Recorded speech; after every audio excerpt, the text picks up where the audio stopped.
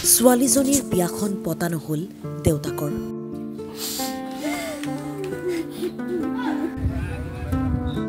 বিয়াৰ বজাৰ কৰি উভতাৰ পথতে মৃত্যু পিতৃৰ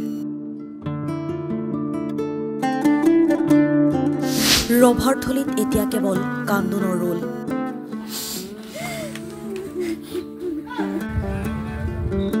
লখিমপুৰৰ নাৰায়ণপুৰৰ এক কৰুণ ঘটনা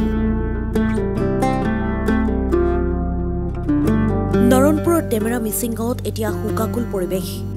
কন্যাৰ বিবাহৰ বজাৰ কৰি ঘৰলৈ উভতাৰ পথতে পথ দুৰ্ঘটনাত পতিত হৈ কৰুণ মৃত্যু খাবতিলে পিতৃয়ে মানে কালি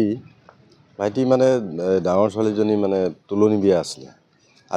আজি নাম আছিলে কাইলৈ ভোজনী আছিলে কালি তেওঁ বজাৰ কৰি পেলাই মানে ঘৰলৈ উভতি যাওঁতে মটৰচাইকেল লৈ যাওঁতে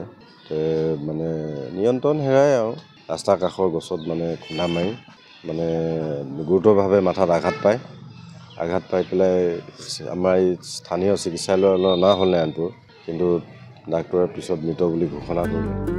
বিয়াৰ বজাৰ কৰি ঘৰলৈ উভতিছিল নাৰায়ণপুৰৰ টেমেৰা মিচিং গাঁৱৰ কৃষ্ণকান্ত পাৱে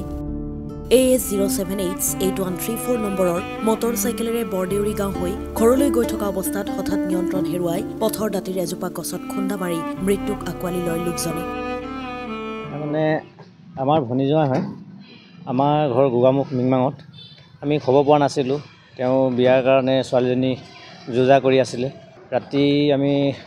আহিম বুলি আমি ছেকেণ্ড দিনা শান্তি বিয়া আৰু তেওঁ শান্তি বিয়া আমি ছেকেণ্ড দিনা আহিম বুলি আলোচনা পৰিয়ালে কৰি থাকোঁতে গধূলি সময়তে ফোন পাইছোঁ তেওঁ বোলে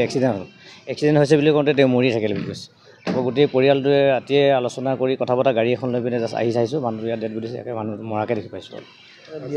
বিয়াটো কি হ'ব কি নহয় বিয়াটো কিন্তু আজি আছে পেণ্ডেল পূৰা বনাই ক্লিয়াৰ কৰি ৰাখিছিলে মানে মনটো বেয়া লাগিছে কি কৰিব এতিয়া ই ৰিক্সা চলাই কোনোমতে পৰিয়াল পোহপাল দিয়া লোকজনৰ মৃত্যুত শোকস্তব্ধ গাঁওবাসী